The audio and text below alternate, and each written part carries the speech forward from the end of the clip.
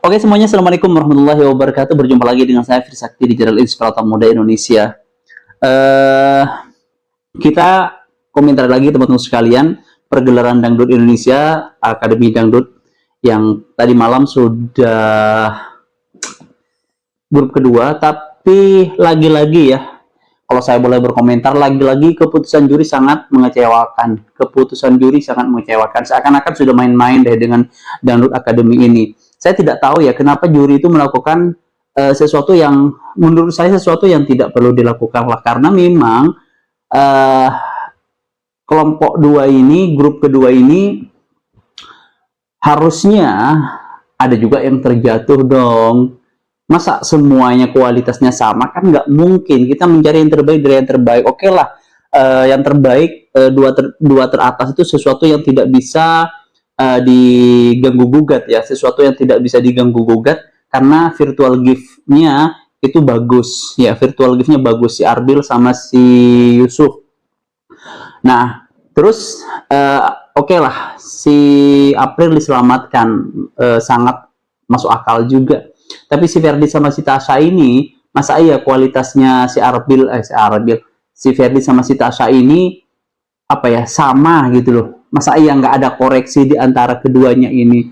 Saya juga akhirnya berpikir, kenapa ya kok juri melakukan ini? Sehingga saya menganalisa ini, analisa saya saja sih, pemikiran saya saja. Yang pertama, mungkin juri ingin kelihatan adil ya. Alasan yang pertama mungkin juri ingin kelihatan adil karena kelompok satu diloloskan semua, maka kelompok dua juga diloloskan semua. Bisa jadi seperti itu untuk menghibur para orang-orang pendukung-pendukung di luar sana. Tapi kalau kelompok satu memang oke lah, karena yang terbawa itu yang bagus-bagus banget ya. Ada Valen, ada Mila, ada siapa satunya lagi lupa saya. Nah, tapi yang tadi malam ini kan ada dua, Ferdi sama Tasya. Emang Ferdi oke lah, dia punya suara khas, tapi nggak spektakuler banget juga. Si Tasya, apa sih kelebihan si Tasya juga? Artinya apa? Sebenarnya di antara Ferdi sama Tasya ini harusnya ada yang tersenggol.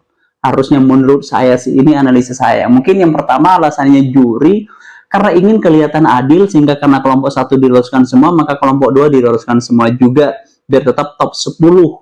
Nah,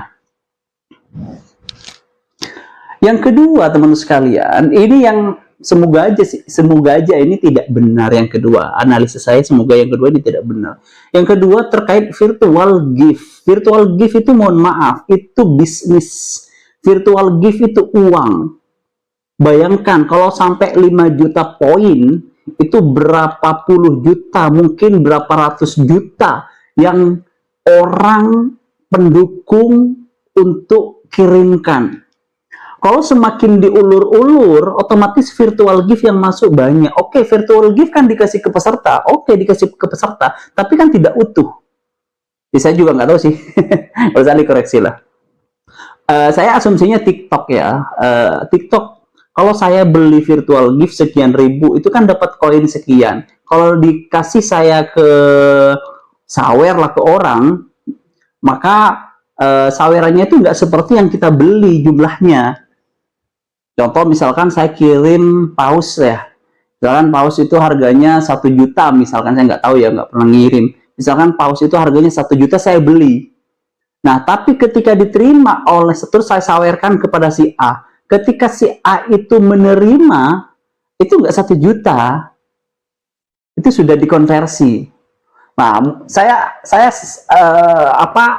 pemikiran saya ya, mungkin virtual gift melalui aplikasi untuk mendukung para akademia ini seperti ini. Kalau misalkan ini alasan yang kedua ini benar, wah kacau nih. Dimanfaatkan orang-orang untuk orang-orang untuk ngirim virtual gift kepada pendukungnya, karena orang akan jor-joran seperti tadi malam. Arbil dapat 5 juta virtual gift, terus si Yusuf dapat 5 juta virtual gift, dan tidak ada yang jatuh, kan kecewa gitu loh. Masa juri nggak berpikir ke sana?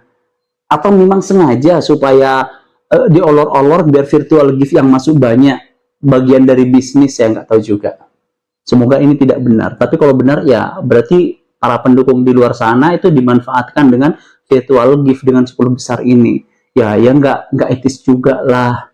Ya kita ini ingin segera melihat siapa sih juaranya gitu. Harusnya tadi malam ada yang tersenggol.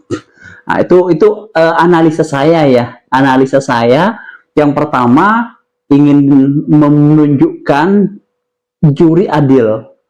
Kelompok satu tidak ada yang jatuh, kelompok dua nggak ada yang jatuh. Tapi ya bukan gitu juga. Adil itu menempatkan sesuatu pada porsinya, menempatkan sesuatu pada tempatnya. Kalau misalkan kelompok dua memang harus ada yang jatuh, ya harus jatuhin dong. Jangan karena kelompok satu nggak jatuh, terus kelompok dua nggak dijatuhin juga. Saya rasa posisinya sudah bagus tadi malam. Yang lolos itu sudah Arbil, Yusuf, April. Tinggal dua, Citasa sama si Ferdi. Saya rasa salah satu di antara mereka ini harus ada yang tersenggol. Kan kasihan yang ngirim gift, yang seperti yang saya katakan sebelumnya, kasihan yang berlomba-lomba ngirim gift. Malah yang paling bawah nggak jatuh. Apa sengaja virtual gift-nya dilama-lamain biar banyak yang masuk? Saya nggak tahu juga. Semoga ini tidak benar. Ya mungkin itu saja dari saya. Kurang lebih saya mohon maaf. Wassalamualaikum warahmatullahi wabarakatuh.